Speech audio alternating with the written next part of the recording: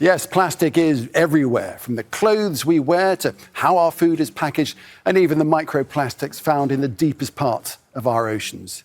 The UN says 400 million tonnes of plastic waste is produced every year. Of that, less than 10% is recycled. And 14 million tonnes ends up in the world's waterways, year after year after year. Then there's the health impacts for every living thing, including us.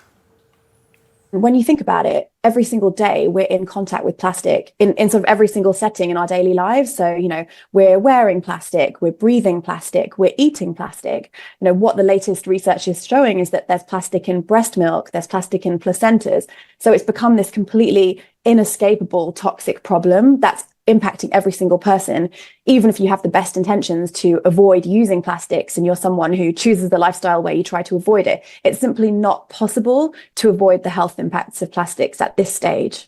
The sheer scale of single-use plastics is mind-boggling. Take drinks containers alone.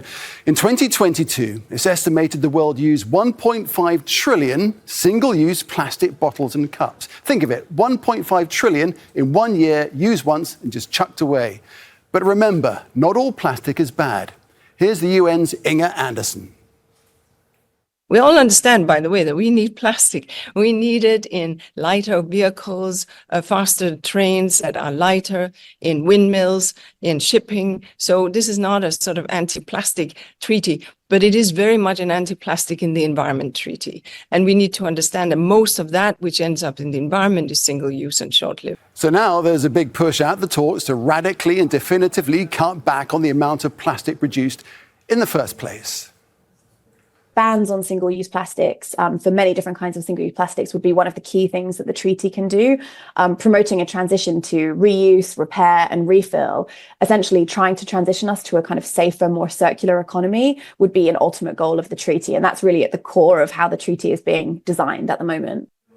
But not everybody agrees. Plastics are made from petrochemicals, and oil and gas exporters attending the talks say we should focus more on recycling and eliminating waste than curbing production.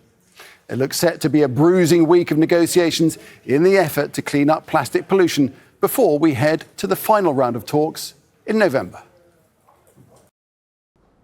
Make sure to subscribe to our channel to get the latest news from Al Jazeera.